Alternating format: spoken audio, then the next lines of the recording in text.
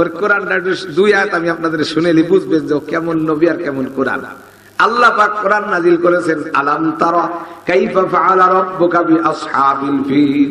ও নবী, আপনি কি জানেন আল্লাহ ওই হাতিয়ালা বাহিনী যারা কাবা ঘর ভেঙে নিজের বাড়িতে কাবা বানাইতে চাইছিল, আল্লাহ তাদের সাথে কি আচরণ করেছে?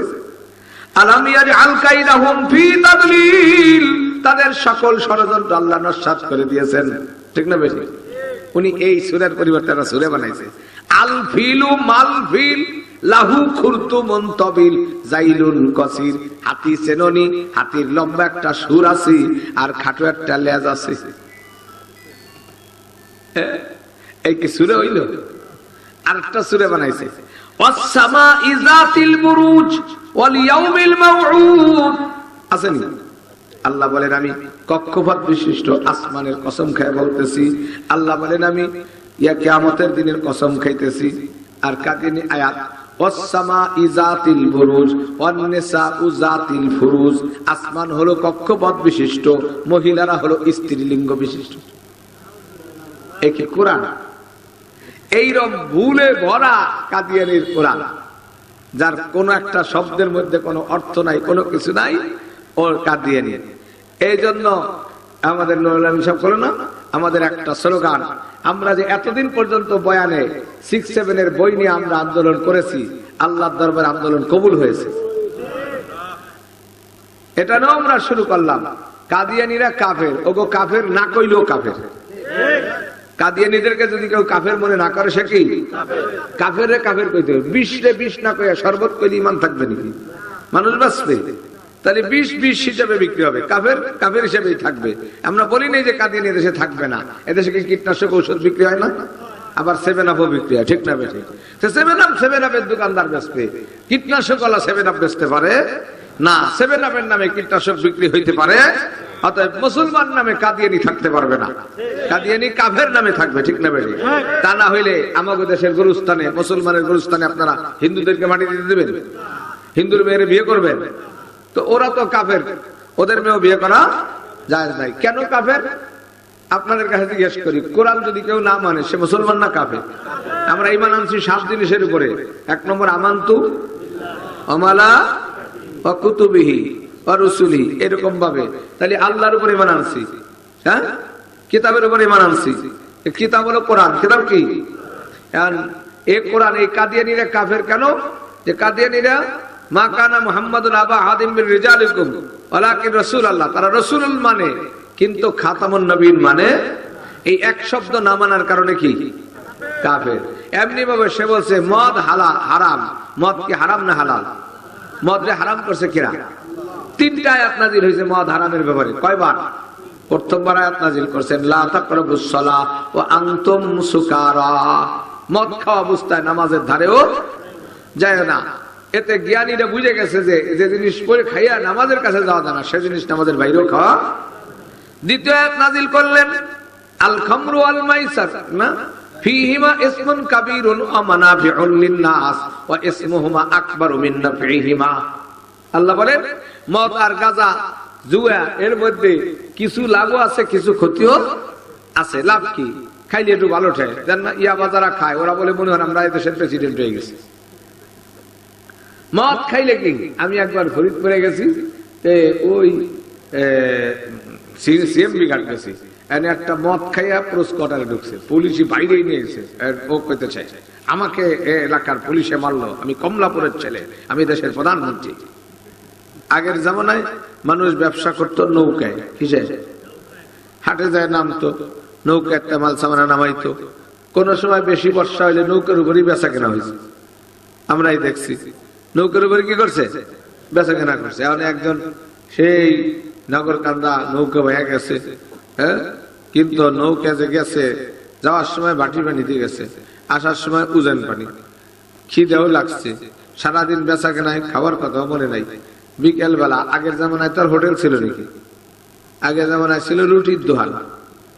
হ্যাঁ, ওই বাইরে বসে বসে রুটি বলতো, তাও তরকারি ছিল না, গুড় দিয়ে খাওয়া লাগতো। এনে লোক খুঁজে দেখে রুটির দোকান একটাও নাই, ওরা আসলে আগেই চলে গেছে।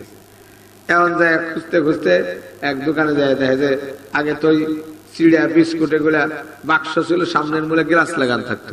এই গ্লাসের ভিতরে দেখা যায় কটা চিড়ে যাবে, কালে চিড়ে কটা বেছেন আমার কাছে, তাহলে আছে এই কটা নেন। এক পা চিড়ে কেনা নৌকায় না, চিন্তা করছে সুখ না চিড়ে খাবার গেলি তো দাঁতে খুলেবেন না, তাই এখন মনে করছে ভিজাইয়া, আগে যেমন চিড়ে ভিজাইলে পানি সব শুয়ে নিয়ে যেত না, হ্যাঁ এখন তো চিড়ে ভিজাইলে গোলান দিলে আউলে যায়, আগে কিন্তু তা ছিল না। সে চিড়ে ভিজাইয়া এখন উনি গেছে, দেখি লবণ টবণ বা চিনি টিনি কিছু পাইনি, মিষ্টি চিনি কিছুই পায় নাই। এক দোকানে একটা কলা পাইছে, এই কলাটা এনে শুইলা চিড়ের উপরে থুইয়া উনি লবণ তালাশে গেছে, আইসে দেখে যে কলার চিড়ের পানি শুয়ে গেছেন, খসখসা, ভাল লাগে না। তাই আর একটু পানি, পানি তো আর নৌকায় নাই, নিশ্চিতে ওই এক গামলা পানি উঠাইয়া চিড়ের ভিতরে ঢেলে দিছে। লোকটার আবার হেতানের রোগ হয়েছে। হেতান বোঝেন নাকি? রাত কানা, মানে সন্ধ্যা হইলে চোখে দেখে না, ঠিক না? এনি হেতানের রোগ হওয়ার কারণে লোকটা সন্ধ্যার সময় কি হয় তা দেখে না। তাই আইনে পানি ঢেলে দিয়ে যখন এইভাবে কলা দিয়ে সেনবার গেছে, কলা দুইটা, কলা কয়টা? উনি চিন্তা, আমি কলা খেলাম টাকাতে একটা, দুইটা কলা হইলো কিভাবে? তাই কি আল্লাহ বরকত দিছে নাকি?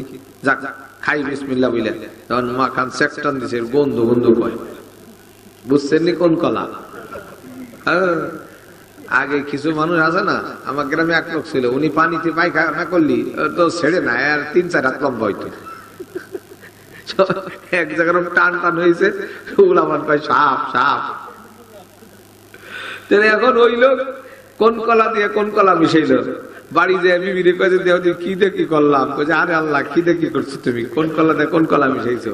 চোখের আলো নাই, সেই জন্য টাকার কেনা কলা দিয়ে, ভাষা কলা দিয়ে মিশাইছি। যাদের কাছে কোরআনের আলো থাকবে না, হালাল হারামের পার্থক্য বুঝবে না, সুদ আর ব্যবসাকে এক মনে করবে, ঘুষ আর হাদিয়াকে এক মনে করবে, আল্লাহরে সিজদা দিয়া পীরের পায়ে সিজদা দিয়া এক মনে করবে, কোরআন পড়ার গান পড়াকে এক মনে করবে, আছে কিনা? হ্যাঁ, আপনি আপনাদেরকে যা বলবো প্রমাণ দিয়ে বলবো। ইউটিউব খুলবেন এখনই পাবেন। এক বক্তা কইতেছে, মরণ কালে ঢোল বেলা বাজাইও তরিকার ভাইও, মরণ কালে ঢোল বাঁশি বাজাইও, কলেমা কালামেরও ভাই আমার কিছুর দরকার নাই, আমার গাউসে পাখের কোন গীতি গাইও তরিকার ভাইও। নাউজুবিল্লাহ করে কয় কি জানেন যে ওর মরণকালে কি বাজাই তুমি? কে মুক্তিযোদ্ধাকে মরণকালে ঢোলবাসী বাজায়, সেজন্য বলে ঢোলবাসী বাজায়। আরো যুক্তি দিছে যে এই ইসরাফিল আলাইহিস সালামের হাতে বাঁশি আছে, এই জন্য কিয়ামতের আগে বাঁশিতে ফু দিবে, বাঁশির অনেক গুরুত্ব আছে, সেজন্য বাঁশি বাজাইতে। কন্দি ইসরাফিল আলাইহিস সালামের হাতে বাঁশি না সিঙ্গা? বাঁশির আরবি মেজমার আর সিঙ্গার আরবি সুর। আল্লাহ বলেন অনুফিক হাফিজ সুর। ইসরাফিল আলাইহিস সালাম সিঙ্গে কি দিবেন? ফুক দিবেন। ও জালেন কাজে বাঁশি দিছে। আসল ব্যাপারটা কি? মানুষকে ধোঁকা দেয়। এই ধোঁকাবাজদের ধোঁকার ঠেকানোর দায়িত্ব আলেমদের। নবীজি বলেন ইয়াহমিলু হাযাল ইলমা মিন কুল্লি খালাফিন উদুলুহু ইয়ানফুনা আনহু তা'রিফাল গালিন ওয়া ইনতিহালাল মুবতিলিন ওয়া তাবিলাল জাহিলিন। আলেমদের দায়িত্ব কেরা দিয়ে গেছেন? নবীজি। আপনি বাসে উঠছেন নগরকান্দাতে ফরিদপুর যাবেন, আর বাস আলাগো অভ্যাস হলো এই ছাড়ি গেল কইয়া 3 হাতাও গায়ে 2 হাত পৌঁছায়, 3 হাতাও গায়ে 1.5 হাত পৌঁছায়, এরকম করে না? এনে দৌড় দিছে, ছাড়িয়ে দিল, উঠছে যে পেশাবে চাপ দিছে, সিট একটা পাইছে, বৈশা পেশাব করবার জন্য বাইরেবি, পরে মনে করছে যে যাই, আবার পরে সিট পাইনে না পাই কি করা যায়, তার ব্যাগ থুইয়া দরজা বন্ধ যায়, আবার চিনতে পারে যদি ব্যাগ চুরি হয়ে যায় তা তো সিটও গেল, ব্যাগ হয়ে গেল। ঘুরে এসে চিন্তা কার কাছে দিই, ও হুজুর আপনি এই বাসে আছেন, আমি তো জানি না, এই ব্যাগটা থুয়ে গেলাম, আমি তো পেশাব করে এসে, তাহলে ব্যাগটা থুইছে কার কাছে? যেন হুজুর আমার গ্রামের মৌলানা সাহেব, ওনারে আমি চিনি, উনি আমাদের ব্যাগ চুরি করবে না, ঠিক না ঠিক? আল্লাহ নবী দুনিয়ার থেকে যাবেন, এই দিনের ব্যাগটা কার কাছে রেখে যাবে? নবী বলেন ইয়াহমিলু হাযাল ইলমা মিন কুল্লি খালাফিন উদুলুহু, আমার ন্যায়পরায়ণ আলেমদের কাছে আমি দিনের ব্যাগ রেখে গেলাম। আলেমরা কাজ করবে কি? 1 নম্বর কাজ ইয়ানফুনা আনহু তাহরিফাল গালিন, অতিরঞ্জিতকারীদের অতিরঞ্জনকে ঝাড়িয়ে ঝাড়িয়ে পরিষ্কার করবে। দেখেন না, যদি ধানের ভিতর সিটে বাজাল দেয় তাহলে কি করে? ঝাড়ি দেরা ডাইলির মেশিনের মধ্যে মুসুরি দিলি ঢাইলে ঝাড়ার পরে প্রথমে বাতাস দিয়ে ধুলে ঝাড়িয়ে পরিষ্কার করে, ঠিক না?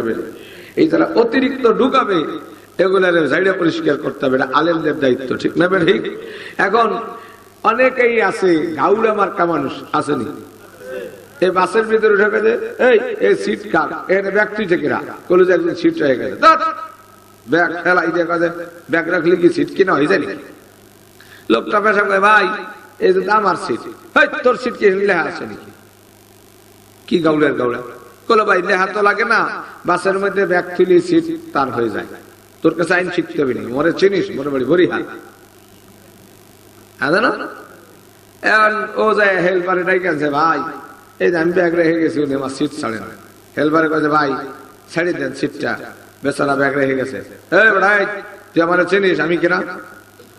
হ্যাঁ আছে না, সামান্য কোন নেতার সাথে সম্পর্ক থাকলে তার জাড়ির ছুটে বাসে, হ্যাঁ ওই যে অমুক অমুক আমাকে আত্মীয় হয়, বলে কিভাবে? বলে ও নাগো খেতে আমাকে গাই বিয়েছিল,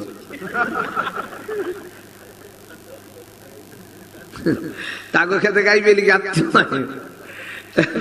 জাড়ি মারতেছে। হেল্পার যায় কন্ট্রাক্টর ডেকে আনছে, কন্ট্রাক্টর কয়, ভাই এই ভিড়ের মধ্যে ঝামেলা করেন না, সিটটা ছেড়ে দেন।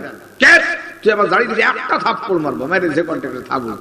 এখন হেল্পার কন্ট্রাক্টর ওই সাথে প্যাসেঞ্জার কয়েকজন গাউলা মার সালারে 4-5 জনে ঘুষাইয়া লাইটতেই বাসের নামাই দিছে, ঠিক না? বেশি গাউলাগিরি সোজা করে দিছে না? তো দেখেন এই নবী ব্যাগ রেখে গেছে, সিট রেখে গেছে, আলেমদের কাছে দায়িত্ব দিয়ে গেছে, ঠিক না? বেশি ও গোলাম মোহাম্মদ কাদিয়ানী ও জোর করে এসে সিট দখল করবার চায়, এখন সারা দেশে আলেম করে লাইটতেই নামা। এই জন্য দেন না কপাল পড়া। ও কাদিয়ানীদের যে 11টা খারাপ মতবাদ আছে, তার মধ্যে একটা মতবাদ হলো যে কাদিয়ানী বলে সারা বিশ্বের নবীদের সেরা নবী, এরকম নবী পৃথিবীতে আর আসে নাই, তাহলে মুহাম্মদ রাসূলুল্লাহ বেশি দামি। 2 নম্বরে কাদিয়ানী বলে মদ গাঁজা সব হালাল। 3 নম্বরে কাদিয়ানী বলে যে কাদিয়ানীরা বলছে ইংরেজদের বিরুদ্ধে যুদ্ধ করা হারাম, যে ইংরেজরা এই ভারতবর্ষ দখল করলো 250 বছর, 55,000 আলেম শহীদ করছে, 1,54,00,000 মানুষ হত্যা করছে, হিন্দু মুসলমান পেশায়া। সেই ইংরেজদের বিরুদ্ধে উলামায়ে কেরাম জিহাদের ডাক দিয়েছেন। হযরত হাজী শরীয়তুল্লাহ সৈয়দ আহমদ বেল্লবীর শিষ্য বালাকোটের ময়দানে বাংলার জমিন থেকে 12,000 সৈনিক নিয়ে হাইটে হাইটে যায় জিহাদে শরীক হয়েছে। অথচ কাদিয়ানী বলে কি, কাদিয়ানীরা ইংরেজরা খাড়াই করছে এই ফতোয়া দেওয়ার জন্য, কথা বলেন নাই? তবে এত শ্রেষ্ঠ নবী, শেষ ভালো যার সব ভালো কি, আমার নবীজির ইন্তেকালের সময় কি হয়েছে? আল্লাহু আকবার, জিবরাইল আল্লাহ আজরাইলে পাঠাই দিয়েছে, আর কইছে অনুমতি ছাড়া ঢুকো না। আবার জিবরাইলে পাঠাই, আপনি জানেন দেবার আজরাইল অনুমতি ছাড়া যদি ঢুকে যান। আল্লাহু আকবার। আজরাইল বলে, নবীজি এই পৃথিবীতে কারো ঘরে আমি অনুমতি নিয়ে ঢুকি নাই, তবে আল্লাহ আপনার ইজ্জতের কারণে আপনার অনুমতি নিয়ে ঢুকতে বলেছে, সেই জন্য আমি অনুমতি নিয়ে ঢুকলাম। তবে বলেন আল্লাহ বলে দিয়েছে যা আর কাউকে বলে নাই, আপনারে বলে দিয়েছি, আপনি যদি দুনিয়াতে থাকতে চান তাহলে 1000 বছর থাকতে চাইলে আল্লাহ আপনাকে রাইখে যাইতে বলছে, আর যদি আপনি যাইতে চান আল্লাহ নিয়ে যাইতে বলছে। আল্লাহ নবী বলেন আল্লাহুম্মার রফিকুল আলা, আল্লাহুম্মার রফিকুল আলা, আমি আমার বন্ধুর কাছে যাইতে চাই। আর কাদিয়ানী উনি পায়খানা করবার যায় ট্যাঙ্কি ভাঙে নিচে পড়ে গেছে, পরে মেতর আনছে উঠাবার জন্য, ভালো মানুষকে উঠে নাই, উঠাবার কাছে 3 বার উঁচে করে ঠাস করে আবার খুলে যায়। অর্থাৎ কোন জিনিস 3 বার হলে পরিপূর্ণ হয়। সুবহান রাব্বিল আলা কয়বার কয়? 3 বার। সুবহান রাব্বিল আযীম 3 বার। 3 বার দিলি পরিপূর্ণ। আল্লাহ ওরে পরিপূর্ণ গু খাওয়াইছে, কি ঠিক না? বেরি ও বলে নবী, ও কয় ওর উপরে বলে কোরআন নাজিল হয়। ওর কোরআনটা 2 আয়াত আমি আপনাদের শুনেলি বুঝবেন যে কেমন নবী আর কেমন কোরআন। আল্লাহ পাক কোরআন নাজিল করেছেন, আলাম তারা কাইফা ফাআলা রাব্বুকা বিআসহাবিল ফিল। ও নবী, আপনি কি জানেন আল্লাহ ওই হাতিয়ালা বাহিনী যারা কাবা ঘর ভেঙে নিজের বাড়িতে কাবা বানাইতে চাইছিল, আল্লাহ তাদের সাথে কি আচরণ করেছে? আলাম ইয়াজআল কাইদাহুম ফি তাদলিল, তাদের সকল ষড়যন্ত্র আল্লাহ নস্যাৎ করে দিয়েছেন, ঠিক না বেশি? উনি এই সূরার পরিবর্তে একটা সূরা বানাইছে, আল ফিলু মাল ফিল লাহু খুরতুমুন তাবিল জাইলুন কাসির, হাতি চেননি, হাতির লম্বা একটা সুর আছে আর খাটো একটা লেজ আছে। এই কি সুরে হইল?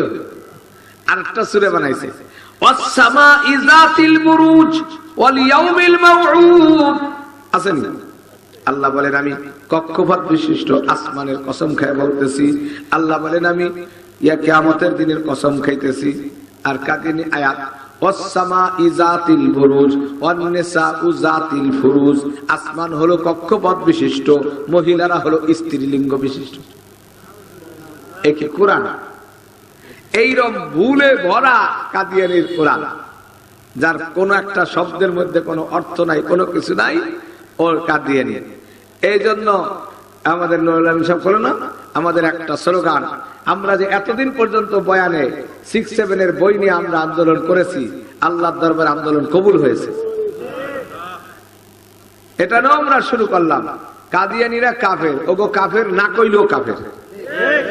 কাদিয়ানীদেরকে যদি কেউ কাফের মনে না করে, সে কি কাফের? কাফের কইতে হবে। 20 না কইয়া শরবত কইলে ইমান থাকবে নাকি? মানুষ বাঁচবে?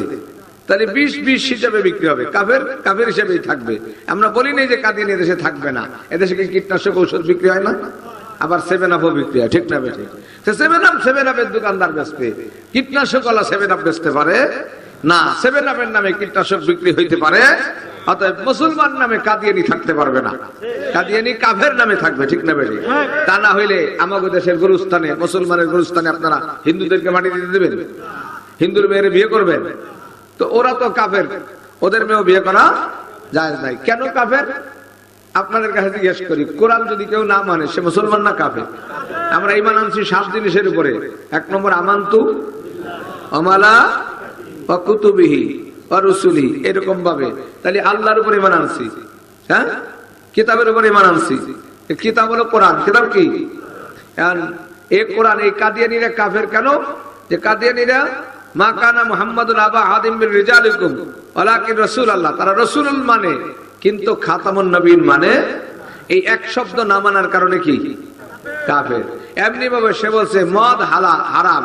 মদ কি হারাম না হালাল? মদরে হারাম করছে কিরা? 3টা আয়াত নাযিল হয়েছে মদ হারামের ব্যাপারে। কয়বার? প্রথমবার আয়াত নাযিল করেছেন লা তাকরাবুস সালাহ ওয়া আনতুম সুকারা, মদ খাওয়া অবস্থায় নামাজের ধারেও যায় না। এতে জ্ঞানীরা বুঝে গেছে যে যে জিনিস করে খাইয়া নামাজের কাছে যাওয়া যায় না, সে জিনিস নামাজের বাইরেও খাওয়া। দ্বিতীয় আয়াত নাযিল করলেন আল খামরু ওয়াল মাইসার, না ফীহিমা ইসমুন কাবীরুন ওয়া মানাফিউন লিন-নাস ওয়া ইসমুহুমা আকবারু মিন নাফঈহিমা। আল্লাহ বলেন মদ আর গাঁজা, জুয়া, এর মধ্যে কিছু লাভও আছে, কিছু ক্ষতিও আছে। লাভ কি? খাইলে একটু ভালো ঠায়, জান না ইয়াবা যারা খায় ওরা বলে মনে হয় আমরা এই দেশের প্রেসিডেন্ট হয়ে গেছি। মদ খাইলে কি? আমি একবার ফরিদপুরে গেছি, ওই সিএমবি ঘাট গেছি, এনে একটা মদ খাইয়া পুরুষ কোয়ার্টারে ঢুকছে, পুলিশই বাইরেই নিয়েছে।